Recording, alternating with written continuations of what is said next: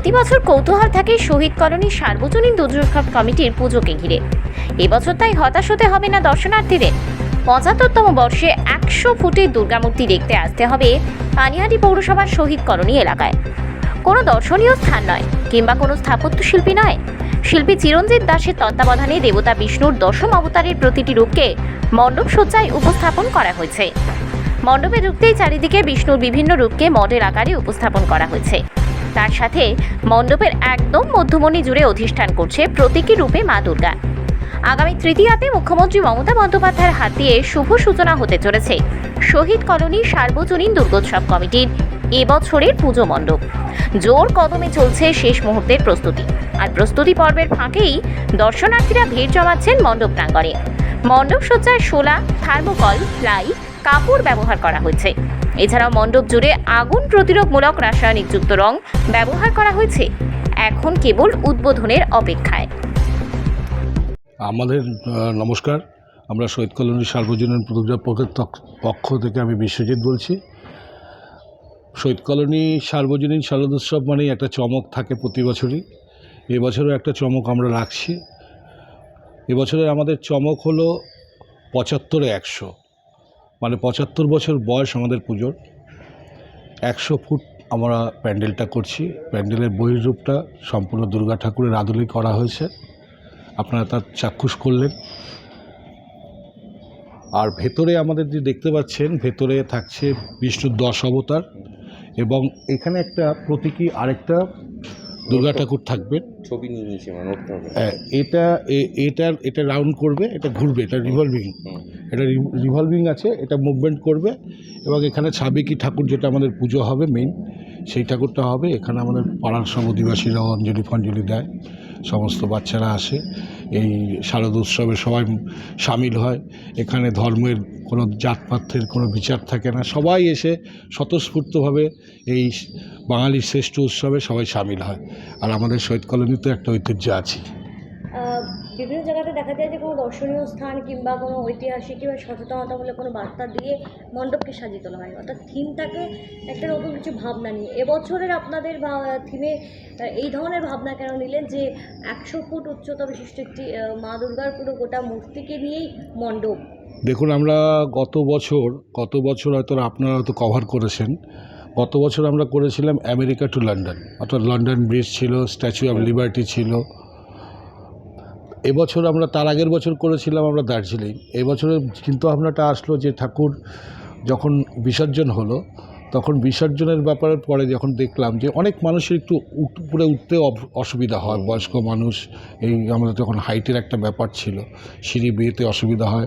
অনেকে আমাদের বলেছিল যে আমরা কষ্ট করে আসি এত দূর থেকে দেখতে, কিন্তু যখন আমরা উঠতে পারি না, তখন আমাদের চিন্তা হলো যে সমানভাবে একটা করি। এবং আমাদের কাউন্সিলর দাদা গোবিন্দদা, উনি একটা চিন্তাভাবনা, উনি আমাদের ঠিক 10 দিন পরেই আমরা এই চিন্তাভাবনাটা মাথায় রেখেছি। যখন ঠাকুরটা বিসর্জন হয়ে যাচ্ছিল, ওই যে দৃশ্যটাকে মানে আবার নতুনভাবে আমরা প্রকাশ করতে চাই। 1 বছর আগেই হয়ে গেছে। 1 বছর আগে আমরা ওই 10 দিন, মানে পুজো শেষের 10 দিন পরেই আমাদের ওই ভাবনাটা চলে এসেছিল। শিল্পীকে আমাদের শিল্পী সমস্ত কিছু রূপায়ণ করেছেন চিরঞ্জিত দাস। উনি কি প্রতি বছরই? উনি গত বছরও করেছিলেন, তার আগের বছর উনি বছর 4 ধরে আমাদের। দেখা গেল যে রানাঘাটে কিছুদিন আগে আমরা দেখলাম যে রানাঘাটে একটা 100 ফুটের দুর্গাটা করা হয়েছিল, তো ওটা প্রশাসন থেকে বন্ধ করে দেওয়া হয়েছে, ওটা পুরো কাজ সম্পূর্ণ বন্ধ। দেখুন আপনারা ওটার জন্য কি ব্যবস্থা রেখেছেন? দেখুন, আমাদের অ্যাকচুয়াল ওই ব্যাপারটা টোটালটা সাবজুডিস্ট ব্যাপার নিয়ে অতটা আমরা আলোচনা করতে চাই না। তবে আমাদের প্রোটেকশনটা সম্পূর্ণ থাকবে। আমরা সমস্ত দর্শনার্থী আপনাদের মাধ্যমে বলতে চাই, আমাদের এখানে আসুন, সমস্ত মানুষের দর্শনার্থীদের যেন কোনো রকম অসুবিধা না হয় তার সমস্ত প্রিকশন আমাদের নেওয়া আছে। আমাদের মেডিকেল ক্যাম্প থাকবে, আমাদের কুইক রেসপন্স টিম থাকবে, আমাদের বিভিন্ন সিকিউরিটি থাকবে, পুলিশ প্রশাসন থাকবে, আমাদের নিজস্ব ভলেন্টিয়ার্স থাকবে। একটা দর্শনার্থীদের যেন কিচ্ছু না হয়। এবং প্রতিটা জায়গায় আমাদের প্রতিটা পয়েন্টে আমাদের সিসিটিভি ক্যামেরা লাগানো থাকবে এবং তার মাইকিং হবে।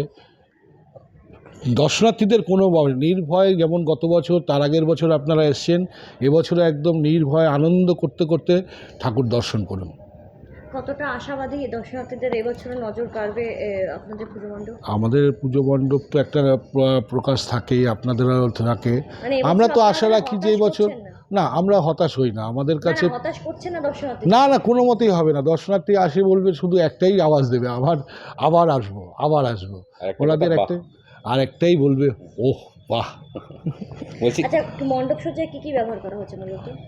যেটা হয় একটু মানে এগুলো মেইনলি আমাদের তো উনি ভালো বলতে পারবে, তাও মেইনলি তো যতটা ইসে করা যায় যেন অগ্নি নির্বাপক ব্যবস্থা প্রচুরভাবে রাখতে হয়। এগুলো তো একদম সেই যেখানে কেমিক্যালগুলো লাগানো হয় সেগুলো ওই সব সিস্টেম, আমাদের রঙের মধ্যে ওই কেমিক্যাল আছে, যাতে কোনো রকম ফায়ারের কিছু না হয়।